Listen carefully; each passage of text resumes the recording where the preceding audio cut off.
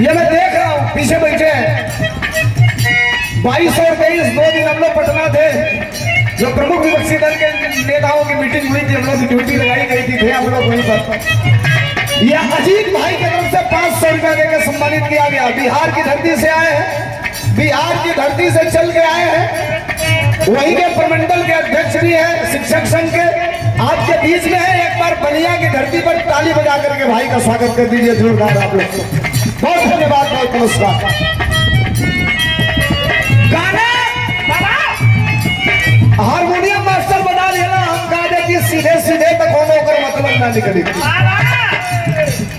मौन पारी सभे पेड़ कौन सानी भैया, मौन पारी सभे आवाज ना खोलोगे। आज के 20 साल पहले को गाना आई है, बिहार और यूपी के बॉर्डर का एक गायक नाम जकर मुन्ना सिंह दौड़े रहना, जब से सिपाही से भैले हवलदार हो, न दुनिया में गोली मारे सैया हमार हो। हम कहल का चाहता नहीं, हमारे भावार्थ समझ नहीं सके खाली बस। यहाँ सीनियर मोस्ट लोग हैं, सीनियर सिटीजन है, पढ़े लिखे लोग हैं। ऐसा थोड़े है कि विरहा में गा रहा हूँ तो जो मैं कह दिया वो आपने सुन लिया, नहीं। इसमें लोग करेक्शन भी करते हैं, काउंट करते हैं कि धर्मेंद्र सोलंकी ने कहा क्या। नथुनी बगोली वाला गाना जब चलल, लोग बाराती में तंबू वाला का सट्टा करे जाओ तो टेंट वाला सबसे पहले पूछे कि बाराती में कई लेगा वाला, तो लोग कहे फिर हाँ तो टेंट लिख ले, और जब लोग कहे कि नाच कैले वाली तो कहे हम ना लिखो। मालिक पूछो का है तो कहला से तनी घरी एगो गाना चलल बा, नथुनिया बगोली मारे सैया हमार हो। जब लवंडा स्टेज पर आवता, फरमाइश लोग करता उहे गाना, जब वो गावता तो 20 नाल राइफल बंदूक लेके लोग इतना न फायर करता, तम्बू में इतना छेदा हो जाता कि जितना 60 का रुपया नहीं खेती जाता, उतना रुपया दिहाने हमके तम्बू ठीक करोले में लगता। गाना यही गनीमत रहे। सुरेंद्र भाई को धन्यवाद, अगले साल पूजा का डेट ले रहे लोग बता दीजिएगा। गाना यही जाले ठीक रहे, नॉनवेज ना भइले वहिले, ये गाना का मतलब लोग समझे, ठीक ठाक रहे। ए भैया तब तक कुछ समय जो बीतल, भोजपुरी में एक गायिका आई महिला, जिसने भोजपुरी को अपने मुट्ठी में कर लिया और अकेले भोजपुरी को मोड़ दिया। जिस महिला का नाम था कल्पना। देखो गाना कल्पना गौरी पहले गाना सुपर हिट, जाता रहो परदेश बलमुआ, छोड़ के अपन देश बलमुआ, का देखो पंडित जी से खोलवा के पोथी पतरा, एगो चुमा लेला राजा जी बन जाई जतरा। गाना ले तो ठीक रहा, ले गाना के बाद आधा पंडित जी लोग काम में खत्म हो गए। पहले लड़का दिल्ली बम्बई कमाए जा सा, तो महतारी बाप पतरा दिखावे कि कौने दिन के जतरा बात, पंडित जी बताओ फलाना दिन के इतना बज के इतना मिनट पर लड़का निकली, सिवान को जो है एक लोटा पानी पिया दिया, लड़का चल गई, लड़का का जतरा ठीक हो जाई। एक गाना की बात, जब कमाए जा सकते केवाड़ी का एगो पल्ला उठा के मेहरारू के खड़ा करा के हाचात में 5 गो हे बगल, 5 गो हे बगल, 2 गो हे बगल, बन गई जतरा चल गया सा। यही गाना ठीक रहा, आपसी तालमेल। ए भैया एक अरे बात भोजपुरी में आ गया कल्लू महाराज, तनी 1 मिनट हम समय दे तनी रसियाई सबे मत हेजा लगाना ठीक रहे। ओकरे बाद आ गया कल्लू महाराज, तो ठीक नाप के 6 इंच नीचे कर दिया गाना के, 6 इंच सरकौला गाना हेजा आ गई भोजपुरी। एगो होता के पिछवा से चूक राजा जी, लगा दी दुखवंश का हुक राजा जी।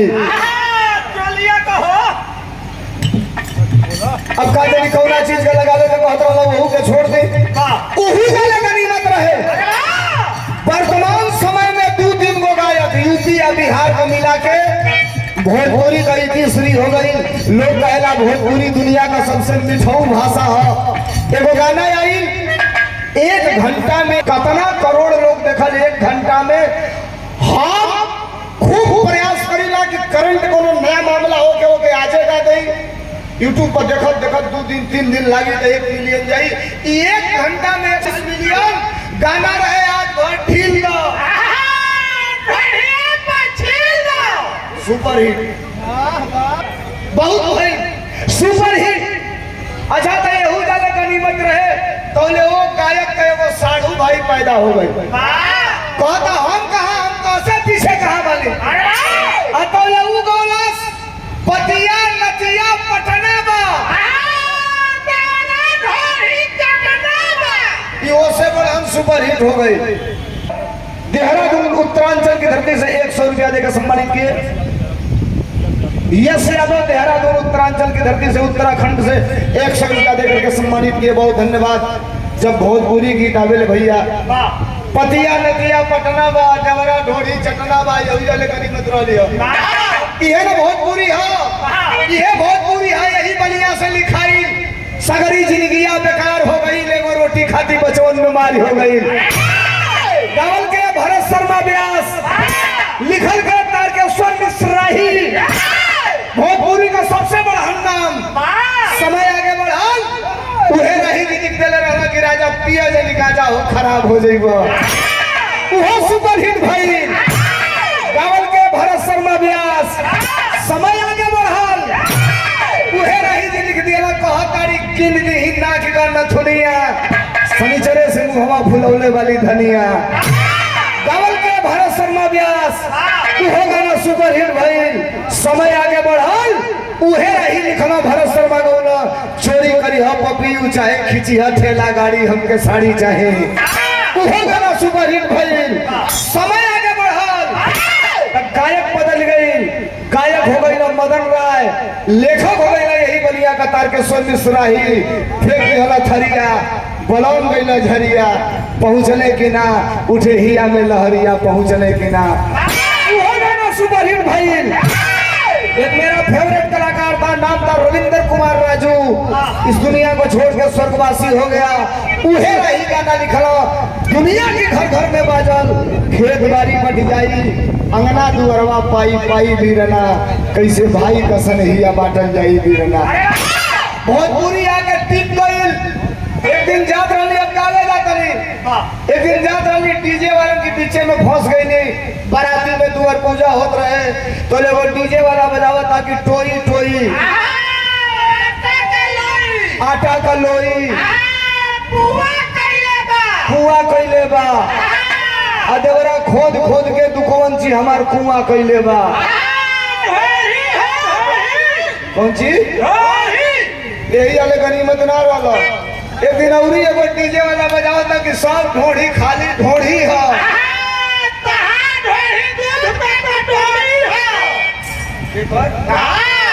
दही जान के चुन्ना में चाट लिया लो हंसी में पड़ जी बोल।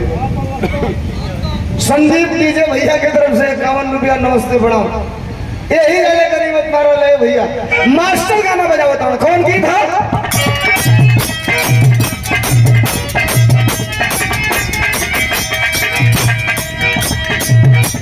ये खोना लड़का लड़की के बीच में मोहब्बत के बाद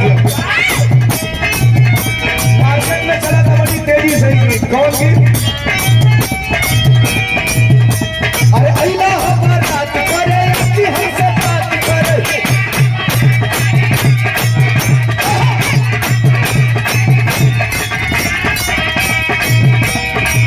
अरे मांगे में मोबाइल नंबर लगा तारा बात करे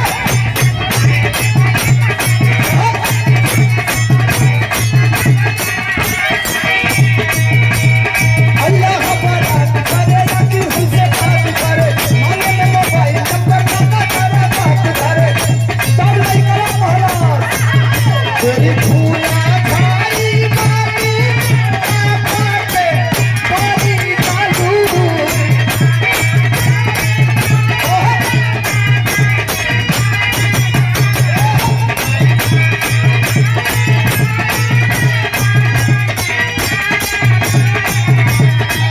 तेरी फूला खाई बालू आके पानी डालू लगलू का सारे